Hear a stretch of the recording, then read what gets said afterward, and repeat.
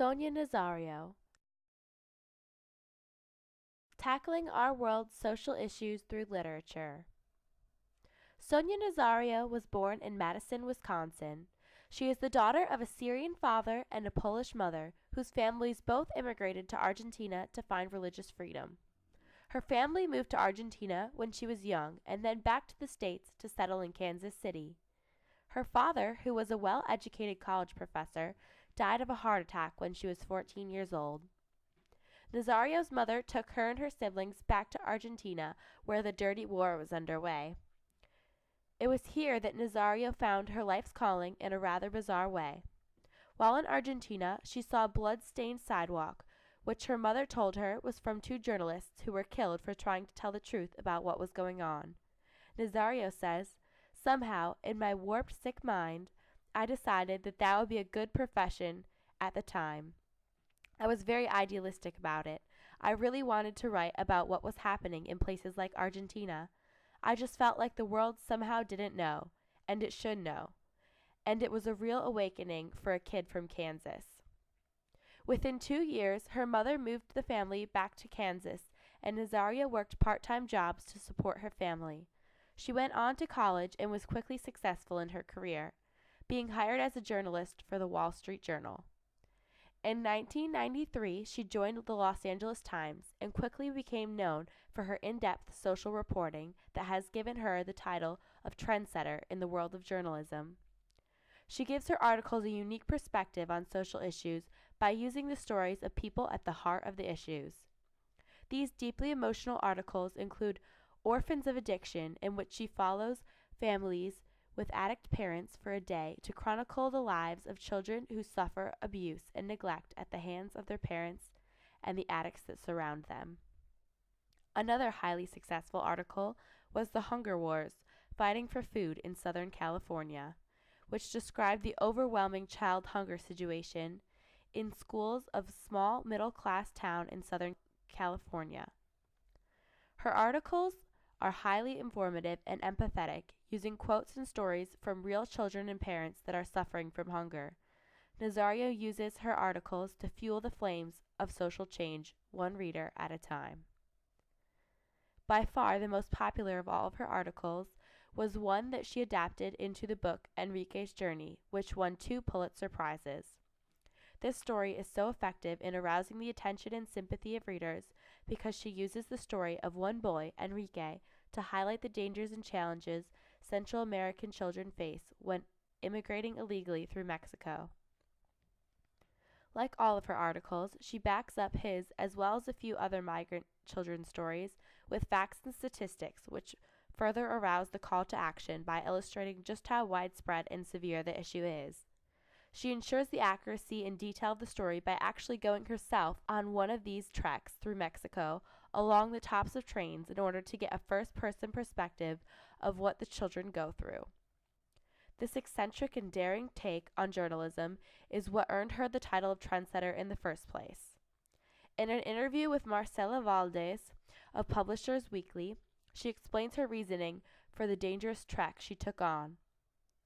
"I wanted to put readers on top of the train with Enrique and to make them feel that they were alongside him. To do that, I had to retrace his journey myself. I did it the way he did it. Where he rode buses through Central America, I rode buses.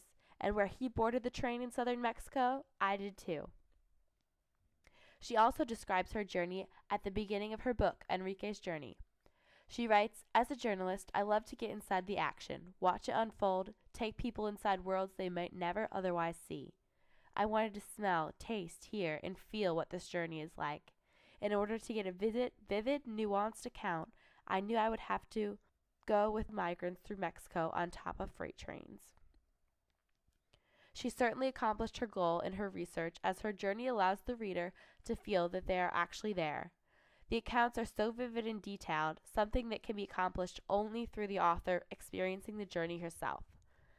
Her words provide such realistic imagery, especially in climatic scenes such as one in which Enrique tries to evade immigration police called La Migra.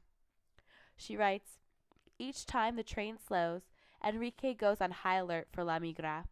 Slowing down at Huixla, with its red and yellow depot can only mean one thing. Coming up is La Arrocera, one of the most dreaded immigration checkpoints in Mexico. He arrives at the heat of noon. Tension builds. Some migrants stand on tops of the train, straining to see the Migra agents up ahead. The first migrants who spot 20 agents down the tracks scream a warning to the others. Bájense, get down. As the train brakes, they jump. The train lurches sideways. Enrique leaps from car to car, finally landing on a boxcar. The train stops. He lies flat, face down, arms spread eagle, hoping La Migra won't see him. But several agents do. There is no ladder all the way to the top. The only way up is to straddle their legs across two adjoining boxcars, using the horizontal ridges on the tops of the cars to inch higher. Maybe they won't come after him. Get down. No. The agents summon reinforcements. One starts to climb up. Enrique scrambles to his feet and races along the top of the train, soaring across the 4-foot gaps between cars. As he runs, 3 agents follow on the ground, pelting him with rocks and sticks, an experience many migrants say they have here. Stones clang against the metal. Enrique flees from car to car, more than 20 in all, struggling to keep his footing each time he leaps from a hopper to a fuel tanker, which is lower and has a rounded top. He is running out of train. He will have to go around La Arrocera alone. It may be suicidal, but he has no choice. More stones ping off the train. Enrique scurries down a ladder and sprints into the bushes. Alto, alto, stop, the agents shout. As Enrique runs, he hears what he thinks are gunshots behind him. This passage is a perfect illustration of how Nazario describes Enrique's adventures with all the action and vivid detail of a fictitious story. These details, however, all come from Enrique's accounts and are supplemented by her journey through Mexico. Sonia Nazario's unfailing determination to educate our nation on the truth behind the all-too-forgotten underdogs in our society is what makes her articles and stories so effective. Her in-person accounts and her use of personal stories from real people are what defines Nazario as a trendsetter in the world of journalism, a woman who is making history with her eclectic research style. This is why she is an author that everyone should study.